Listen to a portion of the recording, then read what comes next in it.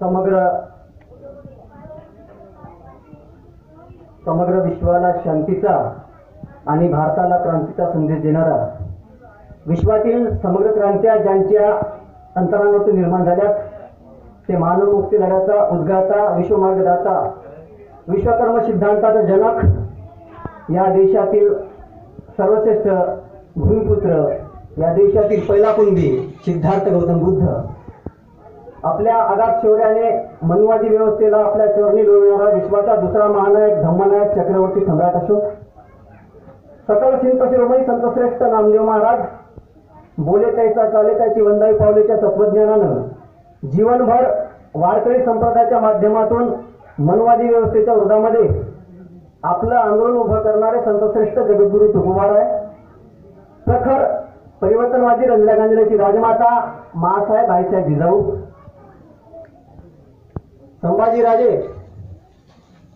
छत्रपती राजर्षी शाहू महाराज, संपूर्ण बहुजन समाजाला मनुवादाच्या दास्यातून मुक्त करण्यासाठी लढा देणारे खरे देशभक्त पेरियार ईवी रामासामी नायकर, कर्मवीर शिंदे, कर्मवीर भाऊराव पाटील, या देशातील एक चालतं बोलतं विद्यापीठ संत गाडगे बाबा, क्रांतीवीर जननायक बिरसा मुंडा, क्रांतीनायक संत्या भिल, सह्याद्रीच्या रांगड्या देहावर शब्दाचं लेणं कोरणारा, शब्दसह्याद्रीतील वारणीचा वाघ, जगबदल घालून घ्यावे सांगून गेले माझं भीमराव, ही काव्यपंक्ती सदैव ओटावर ठेवून कामगाराची व्यथा, त्या व्यथेच्या कथा जगासमोर मांडणारा साहित्य सम्राट लोकशाहीर अण्णाभाऊ साठे, रणरागिनी अहिल्याबाई होळकर, माता रमाई, माता भीमाई, माता यशोधरा, माता फातिमाबी शेख, समता, स्वतंत्रता, बंधुता व न्याय, या चतुसूत्री व्यवस्थेला धम्माच्या रूपाने पुनर्जीवित करणारा कोटी कोटी दलितांचा कर्मवीर पिता, या देशातील तमाम वैश्विकांची दुःखितांची दुःख ज्यांनी आपल्या काळजावर करून घेतली, दिवगंधर विश्वरत्न बोधिसत्व डॉक्टर बाबासाहेब आंबेडकर,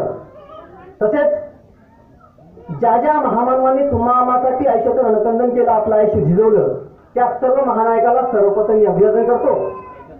तद्वतच या शिवपीठावरील स्थानापन्न झालेले प्रमुख पाहुणे, या गावचे सरपंच आणि हा एवढा सुंदर कार्यक्रम ज्या व्यक्तीने आयोजन केलं आणि ज्याच्यामध्ये ज्यांचा सिंहाचा वाटा आहे ते विशालभाऊ गावंडे यांनी आपले स्थान ग्रहण करावं, ते आजचं युवा नेतृत्व आहे आणि खरंच आज अशा नेतृत्वाची गरज आहे. त्यांचे मी आभार मानतो की त्यांनी या सुंदर कार्यक्रमाचं आयोजन केलं आणि विशेष की ज्यासाठी आपण आज इथे जमलो आहे, आज छत्रपती शिवरायांची जयंती, आज 389 वर्ष पूर्ण झाले. माझ्या मते मित्र हो, आजचा दिवस म्हणजे शेकडो वर्षाच्या अंधकारातून चिरत येणाऱ्या प्रकाशाप्रमाणे आहे. कारण याच दिवशी छत्रपती शिवरायांच्या रूपानं वैदिक धर्मव्यवस्थेच्या कर्तनकाराचा जन्म झाला आणि मराठमन स्वाभिमानाला लखन सूर्यप्रकाशाप्रमाणे तेजावून निघाला. परंतु त्याच वेळी या देशातील वैदिक धर्मव्यवस्थेने या महाप्रतापी सूर्यतेजाचं विकृतीकरण करून त्याला ढाकवून टाकलं होतं. आज जो विषय आहे विकृतीकरणाचा, छत्रपती शिवराय आपल्याला का कळले नाही, आपल्यामधून छत्रपती शिवरायांसारखा युगपुरुष का बरं निर्माण होत नाही, त्याला कारण छत्रपती शिवरायांचं झालेलं विकृतीकरण. म्हणून म्हणतो आजचा दिवस कसा आहे की हा खूप महत्वाचा दिवस आहे. आणि मला नेहमी प्रश्न पडत होता की कुठलीही गोष्ट सांगताना तुकाराम महाराजांची एक म्हण आहे आणि मी सांगत असतो की या महाराष्ट्राची माझी नाळ जुळली आहे आणि महाराष्ट्रातील तमाम संतांनी एक गोष्ट सांगितली आहे, त्या गोष्टीची मी गाठ बांधलेली आहे. संतांनी काय सांगितली, काय सांगितलं आपल्याला की आपल्याशी जे जे ठावे ते इतराशी सांगावे, शहाणे करून सोडावे सकळजन, सत्य असत्याशी मन केले ग्वाही, नाही दुमानले बहुमता. छत्रपती शिवरायांच्या वारसदारांनो, मला तुम्हाला प्रश्न विचारायचा आहे, तुम्हाला सत्य पाहिजे की असत्य? दोन गोष्टी आहेत, एक तुम्हाला फार चांगल्या वाटेल अशा गोष्टी छत्रपती शिवरायांच्या सांगणे आणि दुसरी गोष्ट आहे छत्रपती शिवाजी महाराज जे सत्य आहे ते मांडणे. आता मला सांगा, तुम्हाला निर्मित गुळगुळ चांगलं ऐकणं आवडते की छत्रपती शिवरायांचा खरा इतिहास आवडते? खरा इतिहास आवडेल तुम्हाला, बरोबर आहे? म्हणून मी प्रयत्न करतो की छत्रपती शिवरायांचा खरा इतिहास हे जे पांढरीवाचे आहे यांनी आज खरं छत्रपती शिवरायांचे जे कार्य आहे ते तळ्यात नेण्यासाठी भविष्यामध्ये छत्रपती शिवरायांनी आयुष्यामध्ये जे काही प्लॅनिंग केलं, जे रेतेचं कार्य केलं, ते आपण सुद्धा आरंभिलं पाहिजे. मला नेहमी प्रश्न पडायचा की सत्य सांगू की सांगू नये, सत्य मांडू की मांडू नये. पण एक गोष्ट सांगतो मित्र, जेव्हा एखाद्या आईचा छोटा मुलगा बिमार पडतो तेव्हा औषध कडू आहे म्हणून आई काय त्याला औषध पाजणं सोडत नाही. कडू असलं तरी ती आई त्या मुलाला औषध पाजते, कारण ती जाणत असते की या औषधाने माझ्या मुलाची बिमारी बसणार आहे. म्हणून आपल्या लोकांना सुद्धा सत्य डोस दिला पाहिजे. म्हणून तुकाराम महाराजांनी हे सांगितलं की सत्य सत्याशी मन केले गाई, नाही तुम्हाला बहुमता. या तत्वज्ञानाचा मी माणूस आहोत. परंतु जेव्हा मी मित्र छत्रपती शिवरायांच्या जीवनचरित्राचं अध्ययन केलं, मी दरवर्षी छत्रपती शिवरायांच्या जीवनचरित्रावर बोलतो. आमचे मित्र विशालभाऊ गावंडे हे युवा नेतृत्व आहे, त्यांनी मला असं म्हटलं की सर, छत्रपती शिवरायांची शिवजयंती आपल्या गावामध्ये होते, तर तुम्ही कृपया मार्गदर्शन करण्यासाठी या. मी म्हटलं ठीक आहे बघू. आमचे जे सहकारी मित्र आहे, आमचे जे बर्डे साहेब आहे, या बर्डे साहेबांनी ग्राउंड रूटवर कार्य केलं. त्या माणसाला मराठी योग्य बोलता येत नाही, तरी त्यांनी बोलण्याचा प्रयत्न केला. त्यांची लँग्वेज तेलुगू आहे, तरी त्यांनी मराठी बोलण्याचा प्रयत्न केला. आणि त्या माणसाचं कार्य हे धडाडीचं आहे, एक आंदोलन करता माणूस म्हणून आहे. ते यासाठी बोलले की तुमच्यामध्ये छत्रपती शिवरायांसारखी जिज्ञासा निर्माण झाली पाहिजे. मित्रांनो, जेव्हा मी छत्रपती शिवरायांच्या जीवनचरित्राचं अध्ययन केलं, मला एक प्रश्न नेहमी पडतो की या देशामध्ये लोकशाही आहे. डॉक्टर बाबासाहेब आंबेडकरांनी संविधान लिहिलं, या देशामध्ये लोकशाही आहे, परंतु लोकशाहीला राजा मान्य नाही, राजेशाही मान्य नाही, राजदरबार मान्य नाही, राजवाडे मान्य नाही. मान्य आहे का? नाही. कारण या देशामध्ये तर लोकशाही आहे, परंतु लोकशाहीमध्ये एका छत्रपती शिवरायांसारख्या राजाचा उदो का होतो? मला प्रश्न पडला. कारण छत्रपती शिवरायांचा राजा आहे आणि लोकशाहीला राजा मान्य नाही, परंतु लोकशाहीमध्ये छत्रपती शिवरायांसारख्या राजाचा उदो का होतो, या प्रश्नाला मला भेडसावलं होतं. मित्रहो, जेव्हा मी छत्रपती शिवरायांच्या जीवनचरित्राचं अध्ययन केलं, तेव्हा मला त्यात गोष्ट आढळली. त्यात लिहिलं होतं, त्यात काय लिहिलं होतं? छत्रपती शिवराय काही वारसा हक्काला राजा झाले नव्हते. छत्रपती शिवराय काही वारसा हक्काला झाले नव्हते, कारण शहाजी राजे नव्हते, सेनापती होते. वारसा हक्काला राजा झाले नव्हते, त्यांनी स्वराज्य निर्माण केलं होतं. छत्रपती शिवरायांनी स्वराज्य निर्माण केलं होतं आणि त्यांचं राज्य सामान्य जनतेसाठी, रयतेसाठी होतं.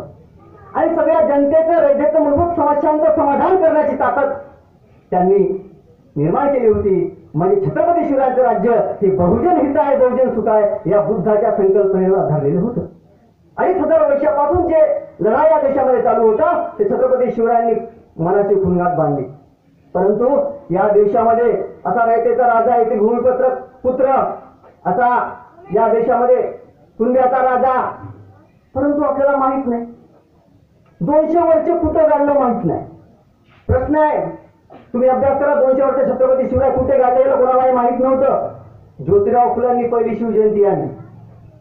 ज्योतिराव फुले बाबासाहेबांचे गुरु, ज्योतिराव फुलेंचे गुरु छत्रपती शिवाजी महाराज, हे लिंक जुळते. ज्योतिराव फुले हे माळी समाज, तुम्हाला माहित असेल, हा संदर्भ यासाठी घेतो कारण आपल्याला कळलं पाहिजे की या देशामध्ये छत्रपती शिवरायांची शिवजयंती पहिल्या 1869 मध्ये पुणे येथे साजरे करणारे ज्योतिराव फुले, आणि त्यांनी छत्रपती शिवरायावर पोवाडा लिहिला. छत्रपती शिवरायावर पोवाडा लिहिला, महम्मद पैगंबरावर पोवाडा लिहिला. का बरं त्यांना प्रेरणा सुचली? ज्योतिराव फुलेंना का बरं प्रेरणा आली? कारण 18 वर्षाचे ज्योतिराव फुले, त्यांच्यावर जेव्हा या व्यवस्थेमध्ये, या मनुवादी व्यवस्थेचे चटके त्यांना भोगलं, त्यांनी स्वतः भोगले. जेव्हा ते सकाराम परंपरेच्या मित्रांच्या लग्नामध्ये गेले, तेव्हा त्यांना शूद्र म्हणून हाकलण्यात आलं, त्यांना बाहेर काढण्यात आलं. त्यांना वाटलं मी तर माळी समाजाचा माणूस, माझ्या घरी 200 एकर उडीसाची शेती, तरी मला बाहेर का काढलं? हा प्रश्न मनाशी मिळला. ते रागात घरी गेले आणि आपल्या बाबाला म्हणाले, गोविंदराव फुले त्यांचे वडील, आणि म्हणाले, बाबा मी त्या सकाराम परांजपेच्या लग्नामध्ये गेलो म्हणले, परंतु मला तिथे पंडितांनी बाहेर काढलं, बाहेर हाकललं. परंतु गोविंदराव फुले शांत ऐकत होते. गोविंदराव फुले म्हणाले, अरे बाळ ज्योती, बरं झालं तुला फक्त बाहेर हाकललं म्हणे. अरे बाळा, शनिवार वाड्यात तर जिवंत महारामांना शेंदूर फासून काढलं म्हणे. आपला एक राजा होता, कुणब्याचा, रयतेचा राजा छत्रपती शिवराय, यांना सुद्धा मारण्यात आलं बाळा म्हणे. त्यांची समाधी कदाचित होऊ शकते की त्यांना रायगडावर काढलं असू शकते, पण मला माहित नाही, तू शोध घे. बघा प्रेरणा कशी निर्माण होती. ज्योतिराव फुले तरुण नानासाहेबांसोबत गेले, रायगडावर गेले. समाधी पूर्ण झाडांनी काटागोड्यांनी वेंढलेली होती. ज्योतिराव फुले ती 2 दिवस लागले साफ करायला. काठे गोटे बाजूला सारले, गावातून पाणी आणलं, ते समाधी पाण्याने धुतली आणि त्यावर फुले वाहले, त्यांचं दर्शन घेतलं. परंतु जेव्हा ग्रामदोषाला ही गोष्ट कळली, गावामध्ये ग्रामदोषी होता, त्यांना वाटलं छत्रपती शिवाजी महाराजांची पूजा करायला हे कोण गेला, हे कोण आहे. कारण माहित होता कामा नाही, कारण एक प्रेरणा आहे. समाजाला प्रेरणेची गरज असते. आपलं प्रेरणास्थान आहे छत्रपती शिवाजी महाराज आहे. ग्रामदोषी तुरंत लगेच रायगडवाला आणि ज्योतिराव फुलाला म्हणाला, काय तू या कुंभटाची पूजा करतोस. बघा ग्रामदोषी ज्योतिराव फुलाला काय म्हणाला, काय तू या कुंभटाची पूजा करतोस. ग्रामदोषांनी कुंभाला कुंभट म्हणून शिवी दिली. परंतु यामधून एक पुरावा सोडला, निश्चितच शिवाजी महाराज हे कुंभी होते सिद्ध होईल. या गोष्टीचा ज्योतिराव फुलेला खूप राग आला, खूप वाईट वाटलं आणि ज्योतिराव फुले घरी आले आणि छत्रपती शिवरायावर पहिला पोवाडा लिहिला आणि 1869 मध्ये छत्रपती शिवरायांची पहिली शिवजयंती सुरू केली. आणि म्हणूनच तुम्हापर्यंत छत्रपती शिवरायांचे विचार पोहोचले आणि म्हणूनच पांढरीवाशी येथील छत्रपती शिवरायांची शिवजयंती साजरी करण्यासाठी जमले हे ज्योतिराव फुलेंची पुण्याई आहे. कारण आपल्याला इतिहासामध्ये बऱ्याचशा गोष्टी समजल्या पाहिजे. कारण आपल्याला जर प्रेरणा घ्यायची असेल, जर जीवनामध्ये संघर्ष करायचा असेल, जर जीवनामध्ये वाटचाल करायची असेल, तर तुम्हाला इतिहासामध्ये दाखले मिळतील, ते शोध घ्यायला पाहिजे. नाहीतर रायतेचं राज्य पुन्हा येणार नाही. कारण शिवाजी महाराज पुन्हा येणार नाही, कारण तुम्हाला चालवावं लागेल.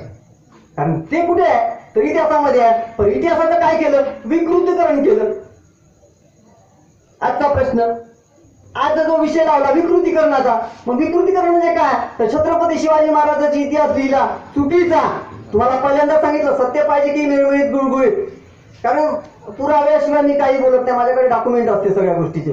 आणि डॉक्युमेंटच्या आधारावर बोललं पाहिजे, सत्याच्या आधारावर बोललं पाहिजे, इतिहासाच्या आधारावर बोललं पाहिजे. छत्रपती शिवाजी महाराजांचं ब्राह्मणीकरण केलं, विकृतीकरण केलं. आणि एक गोष्ट सांगितली, छत्रपती शिवाजी महाराज कोण, गो ब्राह्मण प्रतिपालक, कट्टर हिंदू समर्थक आणि मुस्लिमांचे कट्टर ट्रस्टी. एवढ्या मोठ्या